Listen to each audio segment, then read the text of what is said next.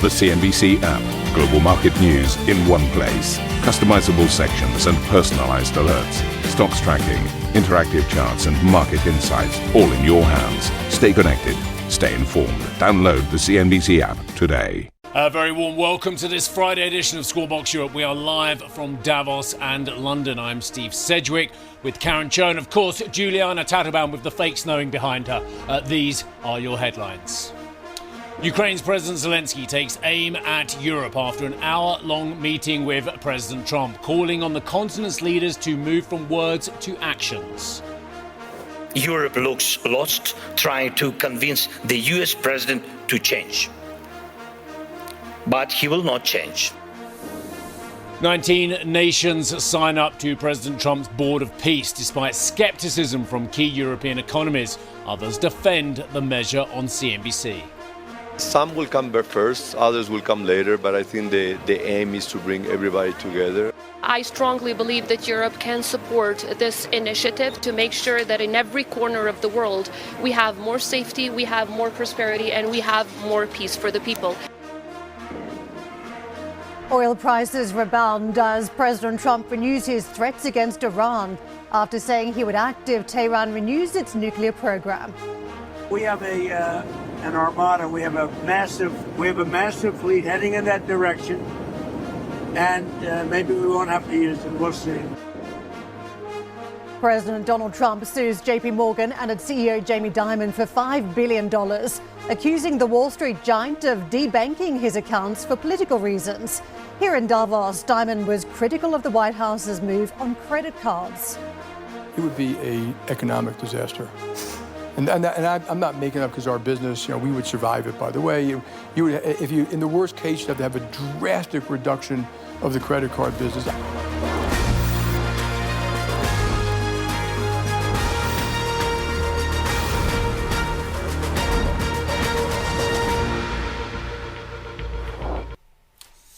So, officials from Ukraine, Russia and the United States are expected to meet in the UAE today and tomorrow, in talks confirmed by President Zelenskyy after a bilateral meeting with President Trump here in Davos.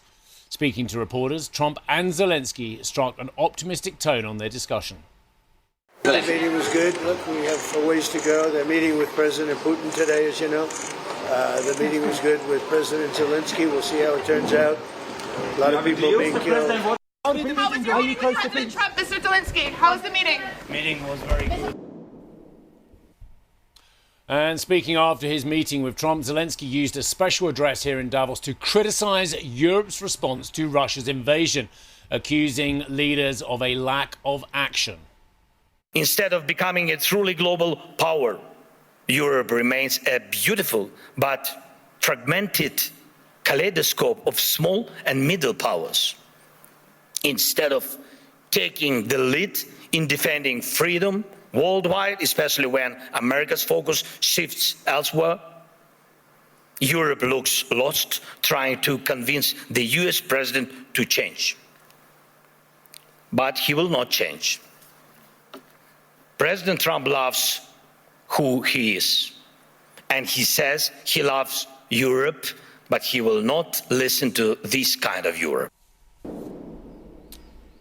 Look, I have a lot of empathy and sympathy for President Zelenskyy. I met him way before anyone had even heard of who he was when he got elected back in 2019. I've been to Kyiv and Russia for, decades. But I have to say, the comments there are just wrong and misguided. Of course Europe is scrambling. Of course Europe realised it doesn't have a US defence umbrella. But during this war, and I'd remind President Zelenskyy, Europe, not America, has doubled its land border with Russia. It has brought in two massive military powers, the Swedes, who have of course got extraordinary capability, especially in their air force, the Finnish, who have proven in just before the start of the Second World War just how tough they are and how they can face down the Russian aggression. And with Alexander Stubb, you've got a fantastic leader there. You've got the Poles, who are spending 5% of their GDP on building a strong eastern flank. You've got Germany, which is spending hundreds of billions of euros on rebuilding its defence infrastructure, an infrastructure which is being built up from the ground upwards as well. You've got the British, the French and others who have committed now to spend 5% of GDP on military and infrastructure.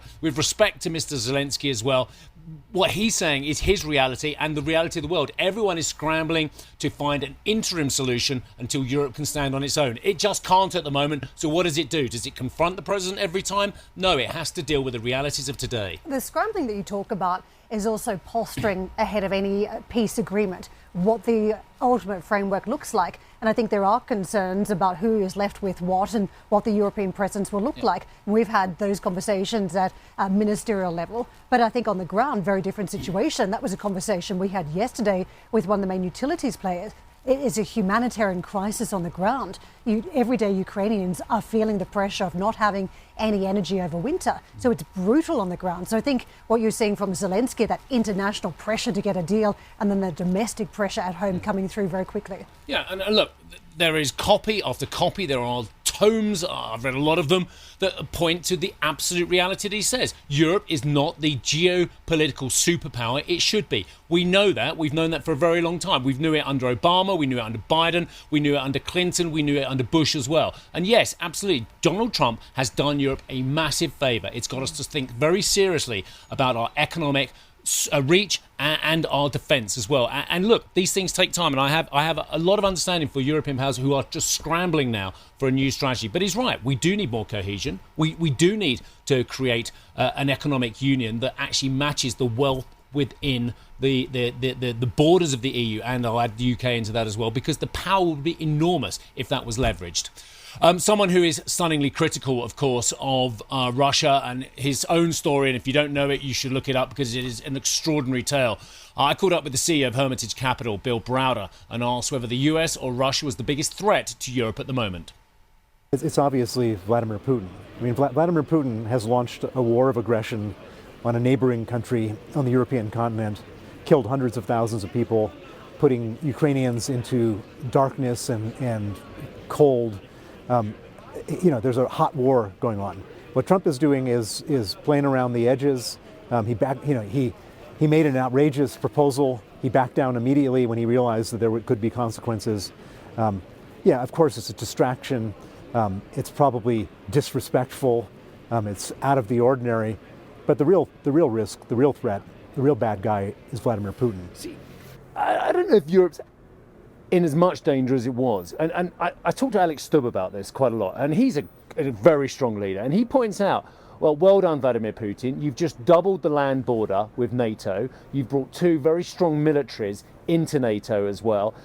Finland, of course, have got extreme form in dealing with Russian threat as well.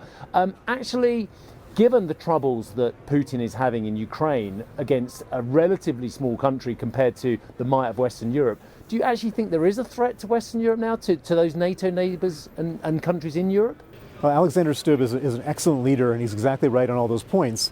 The one thing that he's not mentioning, though, which is really important, is that Putin doesn't care about casualties. He already has incurred 1.2 million casualties, and he keeps on going.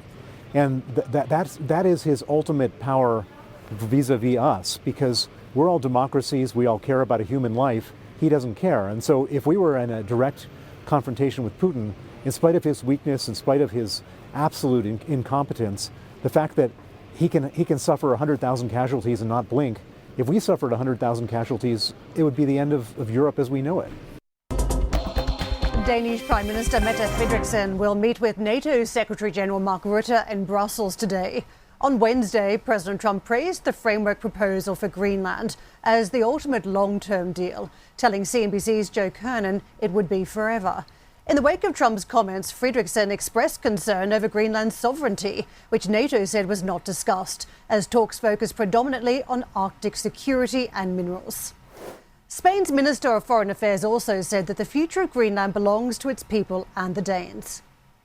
First, I don't know too much about the dialogue that there was yesterday between the President of the United States and Secretary General of NATO. I'm waiting to know the details.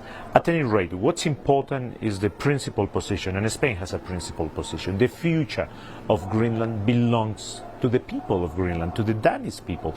And they have said it very clearly. They want to continue being a part of Denmark, a part of an EU member.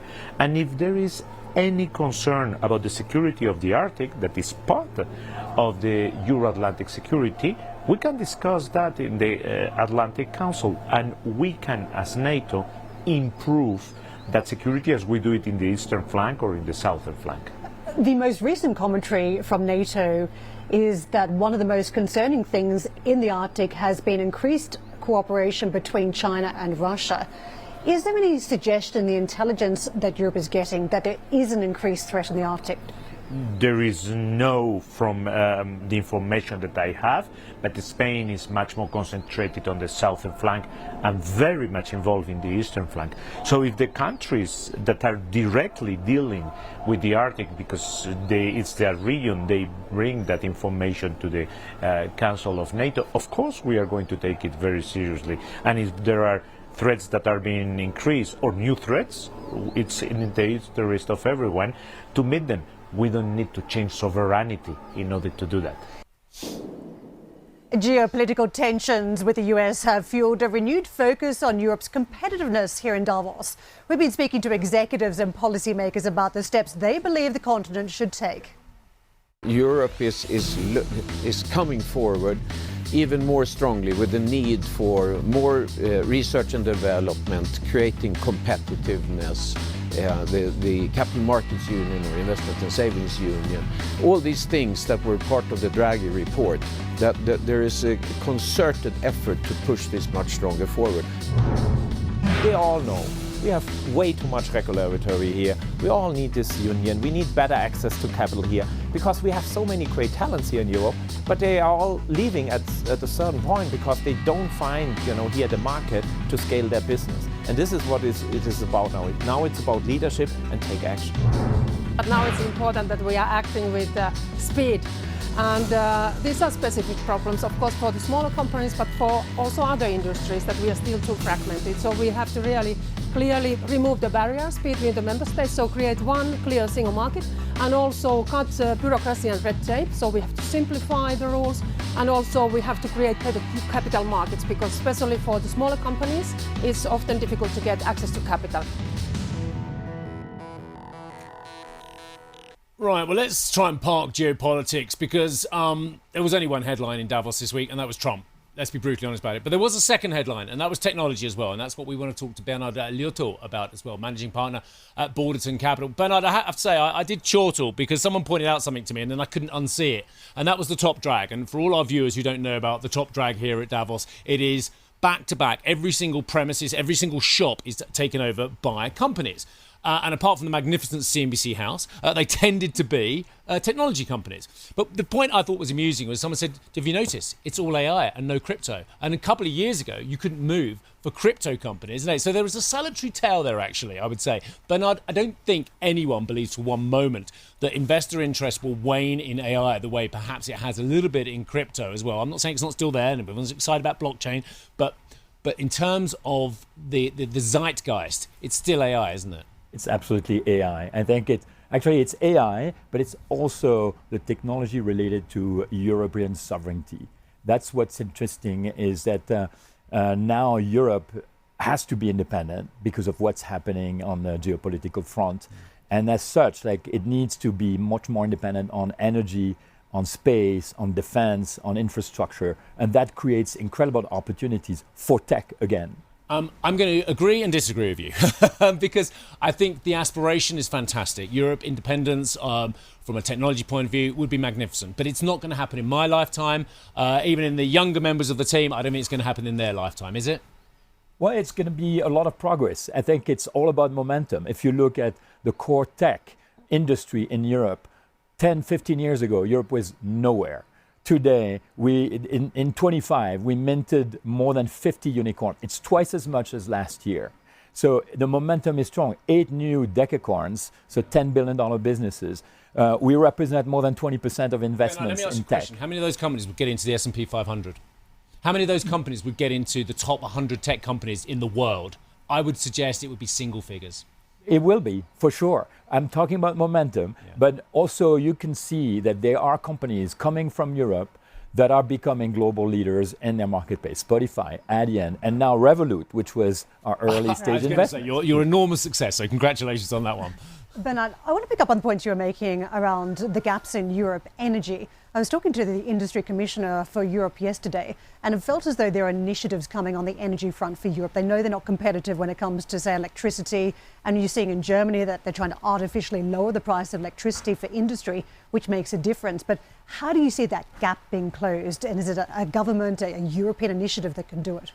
Yeah, I think it'll be a mix. It'll be a mix of private initiatives, new companies being built, and infrastructure that are being built by the governments. I think what we see in all these strategic sectors, energy, but also the others, defense and so on, is going to be a partnership between private and public. And we see a lot of initiatives going on in that direction. Yeah, we are invested in a company called Proxima Fusion, right, which is going to be the next big step in nuclear power. With fusion, we are very hopeful on that. It reminds me a little bit like last year, where there was this peak pessimism around Europe, and then suddenly these big fiscal packages, initiatives got going, and we heard elements of it, but it was then broadcasted big way weeks after Davos. It felt like that when it came to some of the initiatives that Europe is working on. Are you hopeful that they're coming soon this year? Yeah, I think they will come. I think we see in AI, you see a lot of new factories being built. You see a lot of spending in defense. I mean, all the thing is happening. It takes a bit of time. So if we always look at the next 6 months or next 12 months, we may be disappointed. But we have to look in the next 10, 20, 30 years, and that's how Europe will grow. Can I just pick apart about the sovereignty issue, AI sovereignty? We've had so many conversations about the cloud and where the data is held, but the players behind those initiatives, they're increasingly becoming more American. Is that a problem when we talk about AI sovereignty? Should it just be local players that are a part of every single solution? Well, I think in general, I am for free trade, and I think we should have technology that takes the best out of everywhere. I think we have to have a sovereign LLM. We did that for the last 10 years. It was American tech. It was fine. I mean, it's fine as long as we can, from that, European tech companies can also build. Technology is made of many layers. You have the data structure, and then above that, you have the LLMs, and above that, you have applications. There's lots and lots of great initiatives happening in AI in Europe. You have companies like Wave, which is leading in autonomous software driving. You have 11 Lab, which leads in voice. You have Mistral in the LLMs. You have Photoroom in the image edition. So all these companies rely on an infrastructure. What we hope is that infrastructure can be more balanced in the future. And that's why we have a data infrastructure being put in place in Europe as well. Just one clarifying question, then a follow-up. Have you cashed out of your entire stake in Revolut? No, we haven't. So you still have extraordinary vested interest in what has been an amazing story, by the way. And I was actually chatting to someone from JP Morgan who was actually jealous of the position that Revolut's got down at the wharf now. But I think they're going to do something about that with a few million square feet of coverage. But it is very exciting. But is there a problem with the regulators and authorities' attitude to a company like Revolut, where banking licenses are still being held up? I think it's taking a very long time, for sure. I think Revolut has been applied for this license. It's working its way through. It will get there. I'm absolutely hopeful and confident. In the meantime, as you've seen, it hasn't slowed Revolut down. Not in the slightest. The revenue growth is amazing. The profitability is amazing. The number of initiatives, and they're now leading in so many countries around the world. But the fact that the CEO is now based in Dubai rather than in London or Frankfurt or wherever, does that speak volumes about the attitude of countries and from their taxation point of view, if nothing else, towards these amazing entrepreneurs? I think it's an issue. I agree with you. I think in general, countries need to think more about how can they be a magnet for entrepreneurs.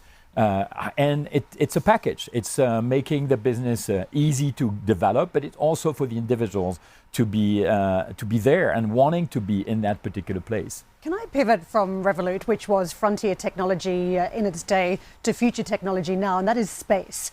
There are so many conversations here about that, and we saw Elon Musk yesterday talking about space, and the market does think SpaceX is coming. They believe it's a race against other companies because he wants to put data centers in space, and he wants to tap the market for more funds for AI. Is the space race and putting data centers in space something that you're interested in? We're very interested in the space sector. We have an investment in a company called the Exploration Company, which is a very ambitious company based in Munich, run by a French woman, Hélène Huby, who is right now focused on transportation, so new capsules going to the International Space Station. She has the ambition to build the next European SpaceX. So it's very exciting, and a lot will happen up there. Bernard, it's been lovely to see you. I thoroughly enjoyed the conversation. Thank you very much indeed for joining us. Bernard Liotto, who is the managing partner at Borderton Capital. We've got plenty coming up here from Davos. Now, CNBC's Andrew Ross-Salk, and we're speaking to ECB President Christine Lagarde, IMF Managing Director Kristalina Georgieva, the WTO Director General and the Saudi Finance Minister, all on a panel discussing the global economic outlook that is coming up at 10 London time. And you can catch all the latest news out of Davos on CNBC.com. Keep up to date with all the latest news, including the highlights from Davos, followed by CNBC International across social media. Plus, you can check out all our live shows on the CNBC International Live YouTube page. We'll be right back.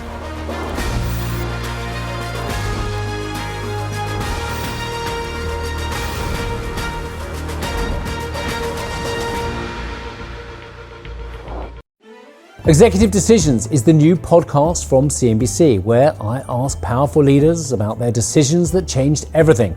I'm Steve Sedgwick. Here's the CEO of the London Stock Exchange Group, Julia Hoggett. There is no justification whatsoever for not doing the right thing, even if the right thing is hard to do.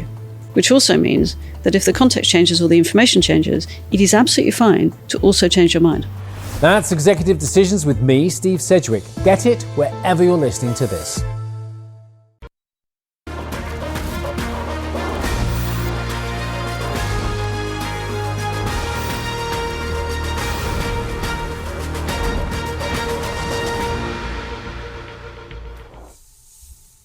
Okay, oil prices are moving higher after US President Donald Trump said Washington has, wait for it, an armada moving in the direction of Iran, warning the regime against killing protesters or restarting its nuclear program. The US leader has repeatedly threatened intervention following recent unrest across Iran, which saw thousands of demonstrators killed. Speaking to reporters, Mr. Trump said the US is closely watching, but he'd rather not see anything happen. We're watching Iran. We're watching Iran. You know, we have a lot of ships going that direction, just in case. We have a big flotilla going in that direction, and we'll see what happens. It's a big force. We have a big force going toward Iran. I'd rather not see anything happen, but we're watching them very closely. US President Donald Trump was joined by world leaders and foreign ministers at a signing ceremony for his Board of Peace on the sidelines of the World Economic Forum yesterday. Whilst 19 nations joined the US at the event, there were notable absences from major European powers, including the UK, France and Germany. The board was originally established to oversee the reconstruction of Gaza, but its mandate has since become broader. Dan joins us with more. Dan, we heard firsthand from the European leaders that they were just not going to sign up to the proposals that they saw. What did you make of the countries that did? Good morning to you both. Well, let me start by saying I think this has been a forum of consequence this year, because what we've seen, at least with the US president on the ground here, is incremental progress on things, of course, like tariffs and Greenland and Ukraine. But perhaps the most significant thing to come out has been this Board of Peace proposal. In terms of the countries that have signed on so far, we've seen about 35 nations joining this initiative. But of course, clear concerns on the grounds here in Europe, and at least among leaders that I've been speaking to as well, about whether or not this is ultimately going to complement or replace the multilateral system and indeed the United Nations itself. Clear concerns about the price tag as well, given it costs $1 billion for a permanent seat here, and also real concerns about how exactly this system is going to work. I know you've got some great sound. I've studied geopolitics since I was a kid. It's kind of what I studied more than perhaps maths and markets as well. This is a country club. I don't know if anyone else has called it that. This is a country club. It's a $1 billion price tag for a country club.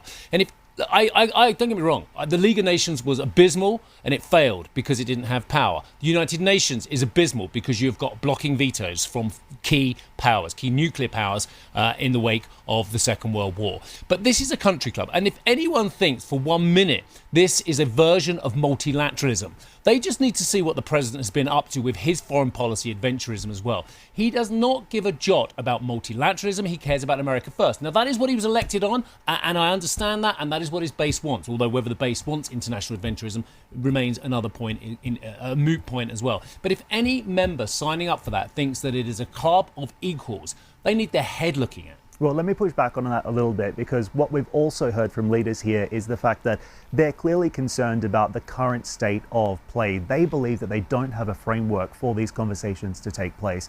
They say the UN has failed them ultimately, and that's why they want to get involved. They also see this Trump administration as being really focused, at least from a foreign policy perspective, on two things, Steve: peace and prosperity. That's not something that the UN has been focused on for some time now, given the divergence of views that we see among that group. There is a contradiction that's between why they've signed some on. members of the administration and their advisors and the financial remuneration that they are expecting to get or they are getting from some of their foreign policy initiatives as well, whether it be in Latin America, whether it be in the Middle East. And you know this full well, the kind of people I'm talking about who are making billions out of deals in the Middle East as well. This is about a unilateral world where one person has a veto rather than five. Now, I appreciate that. That's why the Russians are looking at going, well, do we get a veto? Would the Russians ever agree to, how many nations are in this now? 19 at the moment? About 35. Okay, 35. So let's say the Russians disagree with it and 34 agree with something. You think the Russians wouldn't exercise a veto? No, because only President Trump will have the final say.